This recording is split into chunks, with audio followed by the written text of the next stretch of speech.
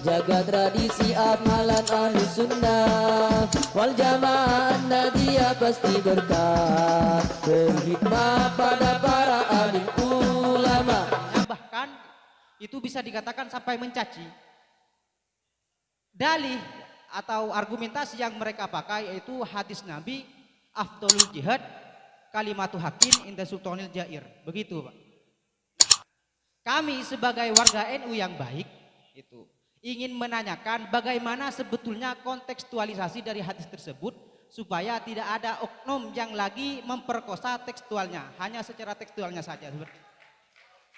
Oke, sudah. Mohon penjelasannya beserta asbabun nuzulnya dan para perawinya. Apakah hadis tersebut memang validitasnya itu memang terpercayai begitu, Pak? Oke, sudah. Cukup. Oh, ya. Terima kasih. Wassalamualaikum. Tepuk tangan untuk Rohayu. Dengan berdasarkan hadis kalimatu haqqin inda sultanin jair, juga sekaligus sebutkan asbabun nuzulnya katanya. Mungkin salah ucap yang dimaksud asbabul wurud kali ya. Oke, saya berikan kepada Bapak Umateri. Terima kasih nanti terakhir tadi kejak tanya tok. Pusing nanti saya. Kemudian pembahasan musik gitu ya. Musik itu khilaf antar ulama. Udah kita bahas kitab sekarang. Musik khilaf jauh usah diperpanjang. Maka jika ada ulama yang mengkritik tentang musik, berarti dia kurang paham tentang cara beramar ma'ruf nahi mungkar. Kenapa? Salah satu syarat amar ma'ruf nahi mungkar tidak boleh pada persoalan yang masih terjadi perbedaan ulama. Itu satu hal. Makanya sekarang itu semua semangat amar ma'ruf nahi mungkar tapi ilmunya tidak ada. Itu kelirunya orang zaman sekarang. Mestinya zaman sekarang itu benih amar ma'ruf ngaji.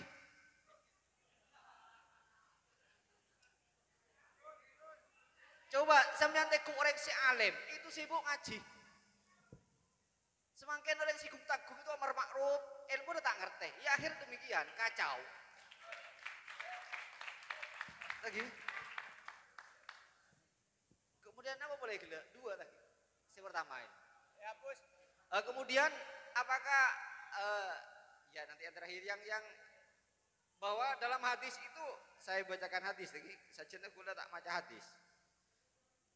Kunna fil jahiliyah idza wulida li ahadina gulamun dzaba syatan wala taharu sa'u bidamia falamma ja'al islam falamma ja'allahu bil islam kunna nadbau syatan wa nahliku ra'sahu wa lunatihu bi za'farat.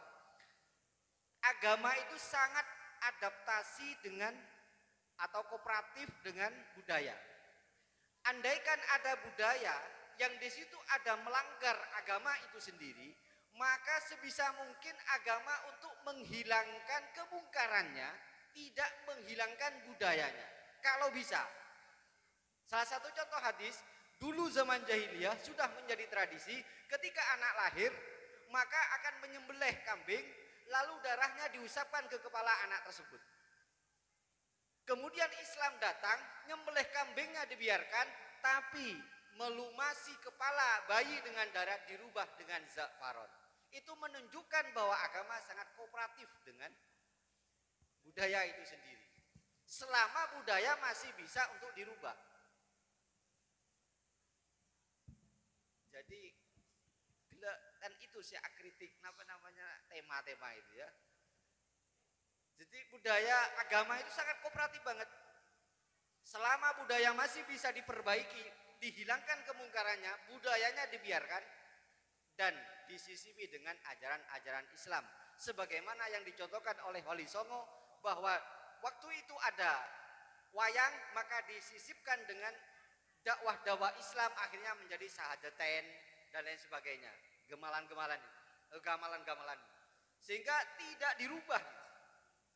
Makanya itu yang dinamakan dengan istilah akulturasi budaya. Artinya Islam tidak pernah melawan arus, tidak pernah.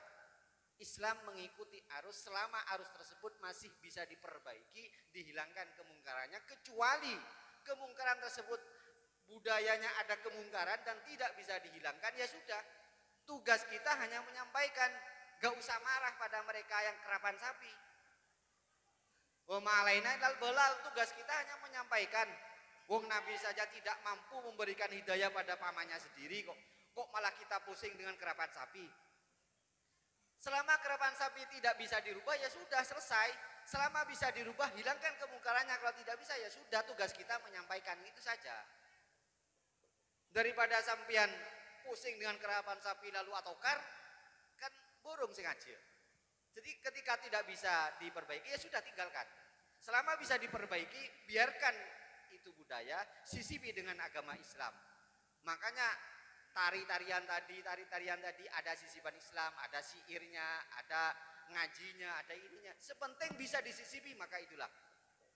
Kemudian yang kedua, afdhalul jihad kalimatu haqqin inda sultanil jair. Begitu kan ya?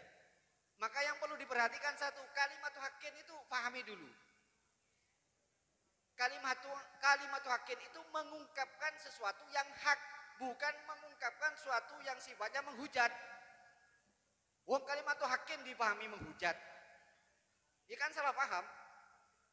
Haqqin itu apa? Andaikan pemerintah salah, ya sampaikan kesalahannya ini, ya sudah. Jika menyampaikan kesalahan dengan menghujat, berarti ada dua hal yang berbeda. Satunya haqqin, satunya menghujat. Menghujatnya itu yang di luar tradisi NU. Kalau kalimatu haqqin ini biasa kalimatu haqqin. Kemudian itu yang pertama. Jadi bahasanya kalimatu haqqin, ungkapan yang hak, bukan ungkapan menghujat melaknat. Kemudian pemahaman yang kedua, inda sultanin jair. Inda itu menurut kosakata Arab, apa pemahamannya inda? Inda itu di samping. Kalau di samping, terjemahannya, kalau mau menasihati pemerintah, jangan bengak-bengok di luar. Jangan pakai mic demo di luar. Samperin pemerintah. Wong inda sultanil jair kok. Di samping pemerintah yang jair. Paham di samping kan ya? Pengurus MPCNU itu di samping saya. Lah kalau di depan umum kita bengak-bengok, itu bukan nasihah. Tapi apa bahasa Arabnya? Nadihah. Apa ya? Itu namanya mempermalukan orang lain. Jadi ya memang kalau memahami hadis harus ngaji dulu. Jadi kalimatu haqqin itu apa? Inda sultanil jair apa?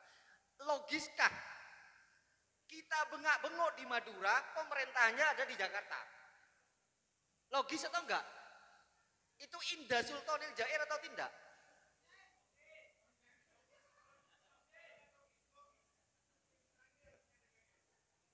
Lah mestinya DPR yang kesana kan demikian. Jadi kalau mau meniru kritikan, tirulah PBNU saat ini.